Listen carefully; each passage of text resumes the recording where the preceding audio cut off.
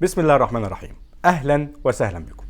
التشكيل المتوقع لمباراة الاهلي النهارده مع الرجاء المغربي في دوري ابطال افريقيا: الشناوي، علي معلول، محمد هاني، عبد المنعم متولي. خط النص: مروان عطية، حمدي فتحي، ديانج. خط الهجوم: بيرسيتاو، حسين الشحات، كهربا.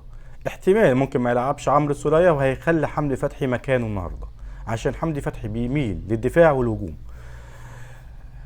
انا شايف ان هيلعب بخطه 4-3-3، وكمان ممكن يغير خطه برضو في المباراه ب 4-5-1 لو لعيبه الرجاء لعبت بخط هجوم، يعني بخمس لعيبه في خط الهجوم بتاعهم. يعني يعني مثلا عندهم وليد الصبار وعندهم زريده، الاثنين دول في خط النص بتاعهم يا ريت الضغط عليهم في اسرع ما يمكن.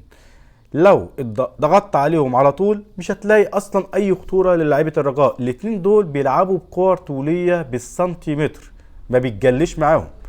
الاتنين دول مصدر خطوره لعيبه الرجاء.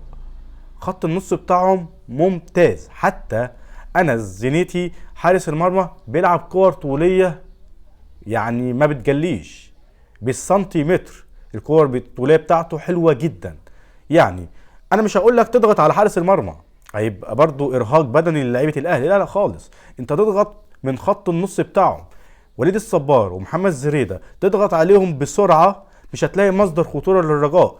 وبيرسي تاو وحسين الشحات يميلوا للدفاع مع محمد هاني وعلي معلول.